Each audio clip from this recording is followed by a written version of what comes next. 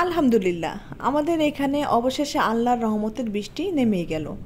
রহমতের বৃষ্টি নেমে একদম দুনিয়াটা ঠান্ডা করে দিল। গতকালকে রাতে প্রচণ্ড বাতাস ছাড়ছিল, কিন্তু আর বৃষ্টিটা হয় নাই। যাই হোক, ঢাকা হয়েছে বৃষ্টি, খবর পেয়েছি। কিন্তু আমাদের এখানে কি সুন্দর সকাল থেকেই বৃষ্টি নেমে গেল, আর টিপ টিপ করে বৃষ্টি পড়তেছে। তেমন একটা বৃষ্টি না, খুব বেশিও না, হালকা হালকা। এই যে দেখো, অনেকটা বোঝা যায়, আবার অনেকটা ক্যামেরায় বোঝা যাচ্ছে না। আর এদিকে তো মাশাল্লাহ প্রতিদিনই বলি, আমাদের ফুলগুলোর সৌন্দর্য যেন প্রতিদিন একটু একটু করে বেড়ে যাচ্ছে। আর আজকে তোমাদের সঙ্গে আমি শেয়ার করব দুপুরে রান্না বাড়া। আর এদিকে দেখো, এই যে কবুতরগুলো খুব আনন্দ পাচ্ছে। কবুতরগুলো কিন্তু বৃষ্টিতে ভিজে গোসল করতেছে। এই হালকা হালকা বৃষ্টিতে কি সুন্দর পাখ মেলে বসে আছে, বৃষ্টির পানি দিয়ে আর কি তারা গোসল করে নিতেছে। ওদের কাছে অনেক আনন্দ লাগতেছে, এতদিন গরমের পরে অবশেষে বৃষ্টি। আর আজকে তো কি করব, সবজির এত দাম, তাই ভাবলাম একদম কম দামি একটা ফল দিয়ে আজকে তোমাদের একটা মাছ রান্না করে দেখাই। আর তোমরা যারা খাও নাই তারাও খেয়ে নিতে পারবা। সে ফলটা হলো এই যে, এটা আমাদের দেশে বলে আমরুস ফল। আর সস্তা কেন বললাম, এটা তো দেখা যায় প্রায় অনেকের গাছে গাছেই থাকে, এটার তেমন দাম দিয়ে কিনতে হয় না। তাই ভাবলাম, আর এই ফলগুলো আমাদের গাছও আছে, এবার আর কি হয় নাই, তবে নতুন আরেকটা চারা গাছ লাগানো হয়েছে। আর এই ফলগুলো আমাদের গাছ যেখান থেকে কিনে, নার্সারি থেকে প্রচণ্ড গাছ কিনে, তো সেই ভাইয়ার কাছে গেছিলো গাছ আনতে। সেই ভাইয়া আর কি গিফট করছে নাফিজের বাবাকে ফলগুলো। আর ভাবলাম ফলগুলো এমন দেখা গেলে কি হবে, কিন্তু ফলগুলো আরও বড় বড় হতো, আরও ম্যাচুড হতো, আরও মিষ্টি হতো। আর এখনও খারাপ মিষ্টি না, খাওয়া চলে। তারপর ফলগুলো আমি ভালো মতো ধুয়ে নিলাম। ধুয়ে আজকে আমি এই ফল দিয়ে শিলং মাছ রান্না করব। খেতে কিন্তু মাশাআল্লাহ অনেক মজা হয়েছিল। খাওয়ার পরে কিন্তু আমি ভয়েসটা দিতেছি। এখানে এই যে কিছু মাছ নিয়ে নিছি, ওই মাছগুলো আমি আলাদাভাবে রাখছিলাম, তাই আলাদাই আছে। ভাবছিলাম প্রথমে 4 পিস দিয়ে আর কি রান্না করব, কেমন না কেমন লাগে। জীবনের প্রথম ফল দিয়ে আমি মাছ রান্না করতেছি। প্রথমে 4 পিস দিয়ে রান্না করি, আর বাকি মাছটা আমি আলাদা রান্না করি। তারপরে মনে মনে ভাবলাম যে আগে মশলাটা কষিয়ে আমি আর কি লবণটা দেখে নিব, ফলটা ভালো মতো কষিয়ে লবণটা দেখে নিব আর কি কেমন লাগে। আমি তো কখনো খাই নাই। যাই হোক, নার্ভাস হয়ে গেছে। যে কোনো জিনিস আর কি সাহস করে করলে কিন্তু করা হয়ে যায়। আর আমি যদি এই ফলটা না খেয়ে দেখতাম যে আসলে ফলটা কেমন লাগে রান্না করে, কখনো কিন্তু বুঝতাম না। তার জন্য আমি একটা রিস্ক নিয়েই ফেললাম। তারপর দেখো, এই যে মশলাটা ভালো মতো কষিয়ে নিলাম, পেঁয়াজটা ভেজে তারপরে একটা টমেটো দিয়ে দিলাম একটু টেস্টটা বাড়ার জন্য। আর দিয়ে দিলাম কিছু আমরুজ কেটে। এই আমরুজগুলো কিন্তু বেশি একটা দিয়ে নেই, অল্প করে দিয়েছি। আর আমরুজের খাওয়ার পর টেস্টটা কেমন লাগে সেটা তোমাদের আমি যখন খাবো তখন বলে দিব।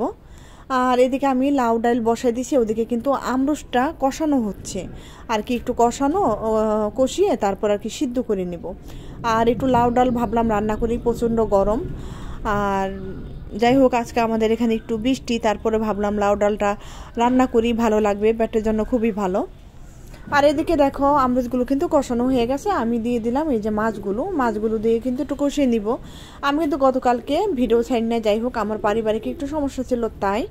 আর পরশুদিন কিন্তু এই মাছগুলো একদম ফ্রেশ, ওই যে আমার বাসায় আমি কিনে রাখছিলাম, সেই ভিডিওটা কিন্তু দিছি। আর বিশাল বড় একটা এই দিনের আর কি বড় ইলিশ, এই দিন তো বড় ইলিশ পাওয়া যায় না, একটা বড় ইলিশ আমি সর্ষে দিয়ে রান্না করছিলাম।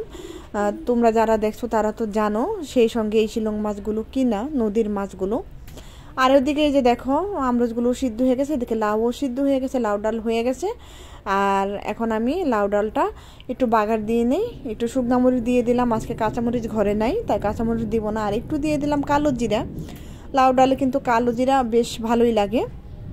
আমি এদিকে ভয়েস দিতেছি, আর ওদিকে আকাশে গুরুম গুরুম করে ডাকতেছে, খুব ভালো লাগতেছে আর কি। বৃষ্টি কিছুই না, শুধু ডাকাডাকি শুরু হচ্ছে সুন্দরভাবে। কিন্তু 1 ঘন্টা বৃষ্টি হলে একদম গাছগুলো সব ভালো হতো। তারপরে গাছেরও প্রচণ্ড পানির দরকার, তারপর ফসলেরও পানি দরকার।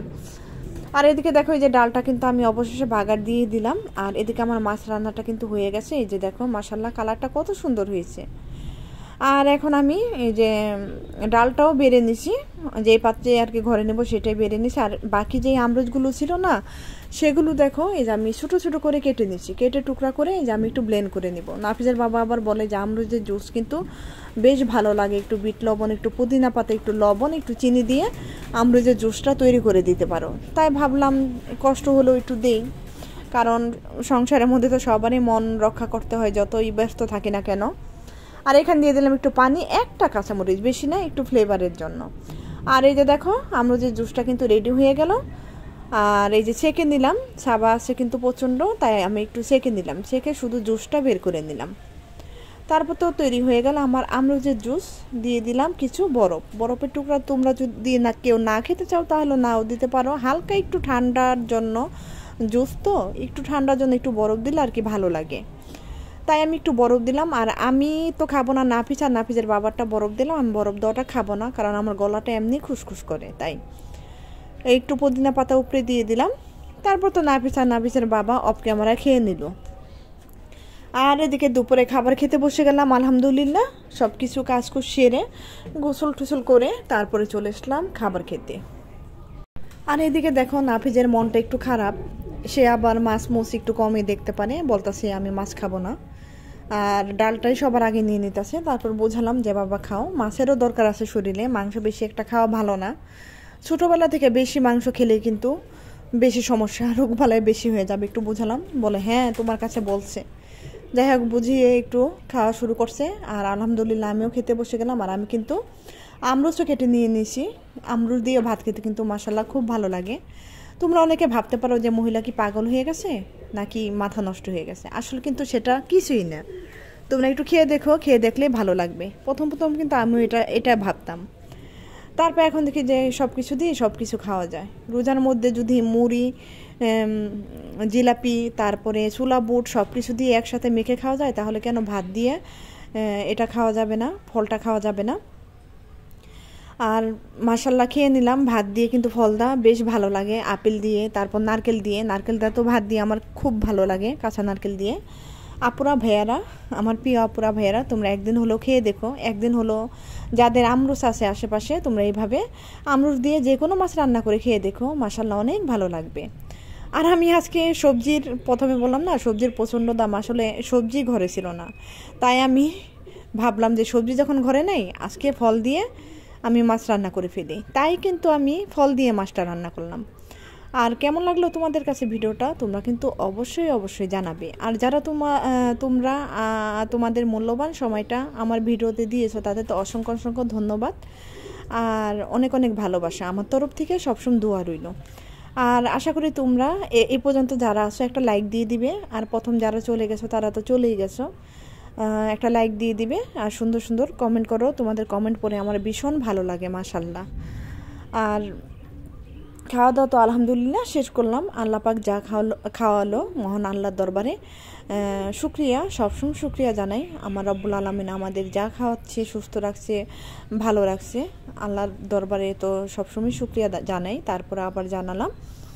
আর এখানে যে খাওয়াটা শেষ করে আমি এখন একটু চলে যাব আমার সবজি বাগানে। সবজি বাগানে আমি চাল ডাল ধুয়ে কিভাবে পানি রেখে দিই সেটা দিয়ে কী কী সবজিতে দিলে সবজি ভালো হয় সেটা তোমাদের সঙ্গে একটু শেয়ার করব।